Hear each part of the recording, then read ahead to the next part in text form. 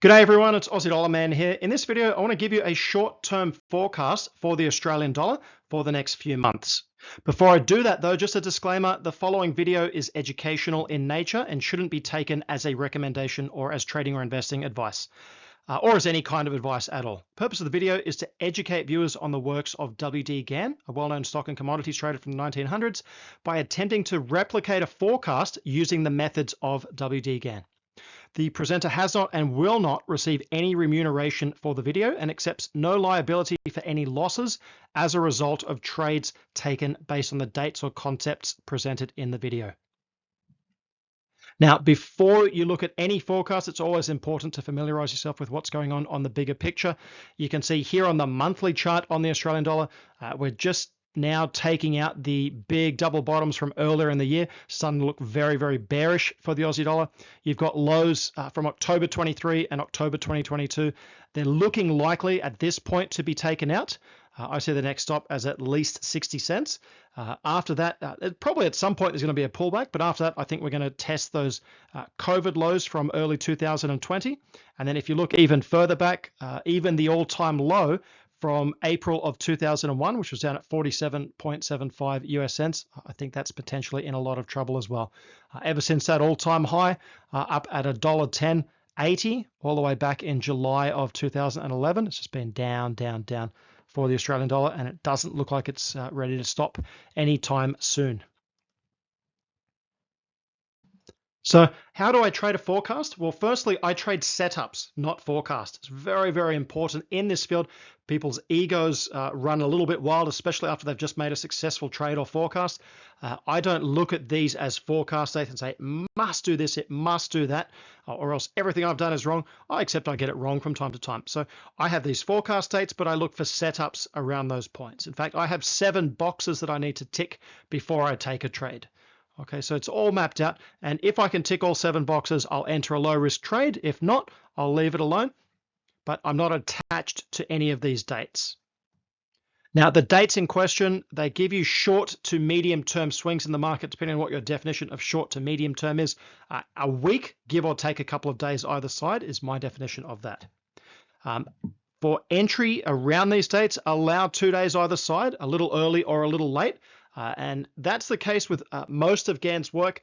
Even at the higher levels, you will have a little bit of give or take. You can do better than 2 days either side, and I'm not going to go into that here, but allow a little early and a little late, and you're just looking for an acceptable setup around that particular time. Now, the dates tend to work in a high-low sequence, so you go high to a low to a high to a low to a high.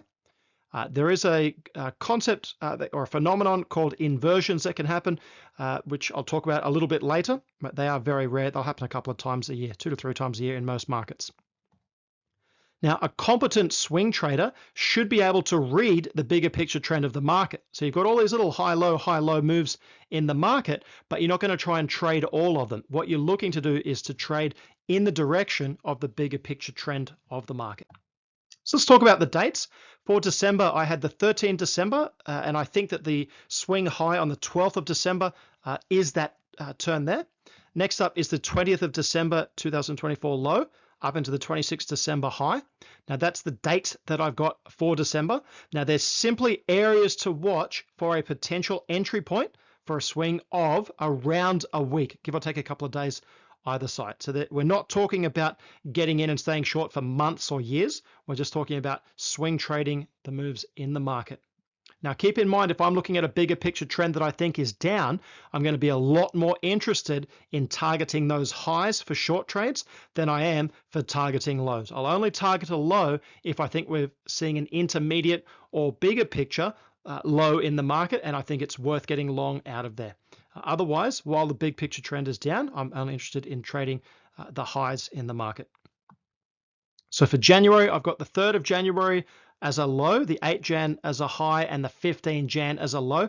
That one I have noted on my whiteboard as a medium-term low. I think there could be a bit of a rise out of there up until about the 3rd or 4th of February.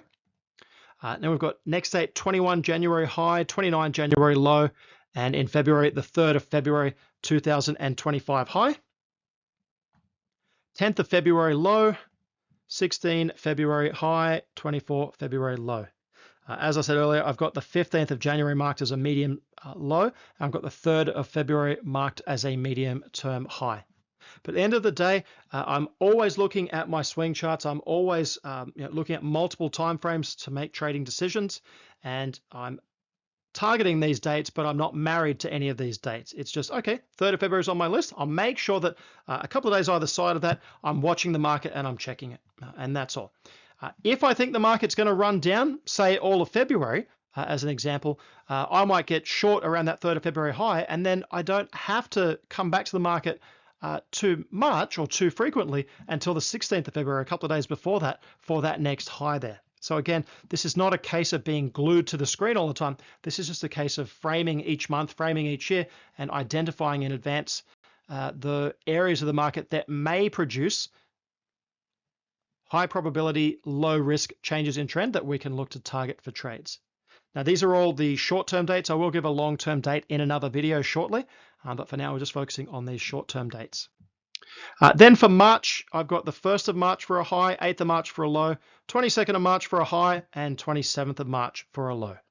So there's some dates there running from the 13th of December through to the 27th of March, and that gives you about 3.5 months worth of dates to watch on this market. They won't all produce good tradable turns, and you wouldn't try to trade all of them anyway.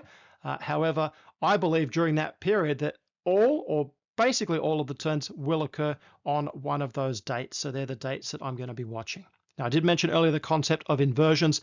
An inversion will reverse the polarity of the remaining date. It's an extra date that happens, and you can predict when they're coming. I won't go into that in this video, but you can predict that.